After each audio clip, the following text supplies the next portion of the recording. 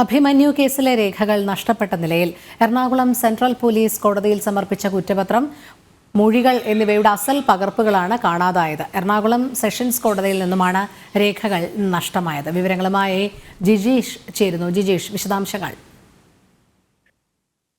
രോഹിണി, അഭിമന്യു കേസിലെ ഏറ്റവും പ്രധാനപ്പെട്ട രേഖകൾ തന്നെയാണ് കോടതിയിൽ. കുറ്റപത്രമുണ്ട്, അതിൽ പോസ്റ്റ്മോർട്ടം സർട്ടിഫിക്കറ്റ് ഉണ്ട്, കാഷ്വാലിറ്റി രജിസ്റ്റർ ഉണ്ട്, ഒപ്പം തന്നെ CRPC മൊഴികൾ, സൈറ്റ് പ്ലാൻ എന്നിവയുടെ ഒറിജിനലാണ് നഷ്ടമായിരിക്കുന്നത്.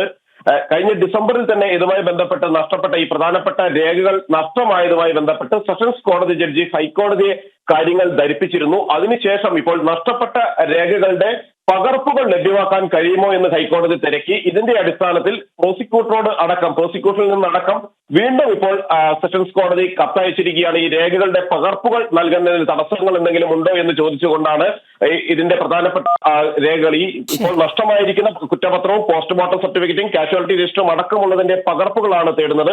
അന്വേഷണത്തെ സംബന്ധിച്ചിടത്തോളം വിചാരണ തുടങ്ങാനിരിക്കെ ഏറ്റവും പ്രധാനപ്പെട്ട രേഖകൾ നഷ്ടമായത് സ്വാഭാവികമായും കേസിനെ ബാധിക്കുന്ന ഘട്ടത്തിലാണ്. പ്രോസിക്യൂഷനിൽ നിന്നടക്കം പ്രധാനപ്പെട്ട രേഖകളുടെ പകർപ്പുകൾ കോടതി തേടുകയും ചെയ്തിരിക്കുന്നത്. നേരത്തെ കുറ്റപത്രം ക്യാമ്പസ് ഫ്രണ്ട്, ഒപ്പം തന്നെ പോപ്പുലർ ഫ്രണ്ട് പ്രവർത്തകർ ഉൾപ്പെട്ട കേസാണ്. SFI നേതാവായ അഭിമന്യുവിനെ മഹാരാജാസ് കോളേജിൽ 2018 ജൂലൈയിൽ കൊലപ്പെടുത്തിയ സംഭവം ജൂലൈ 2 പുലർച്ചെ 12:30 കൊലപാതകം നടന്നത്.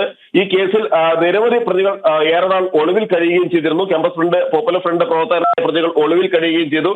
ഇതിൽ കുറ്റപത്രം സമർപ്പിച്ചു. അതിനുശേഷം വിചാരണ നടപടികൾ നീണ്ടുപോവുകയായിരുന്നു. ഇതിനിടയിലാണ് പ്രധാനപ്പെട്ട രേഖകൾ നഷ്ടമായതിന്റെ വിവരങ്ങളും പുറത്തു വന്നിരിക്കുന്നത്. രോഹിണി, ശരി, ജിജീഷ് കരുണാകരനാണ് വിവരങ്ങൾ നൽകിയത്.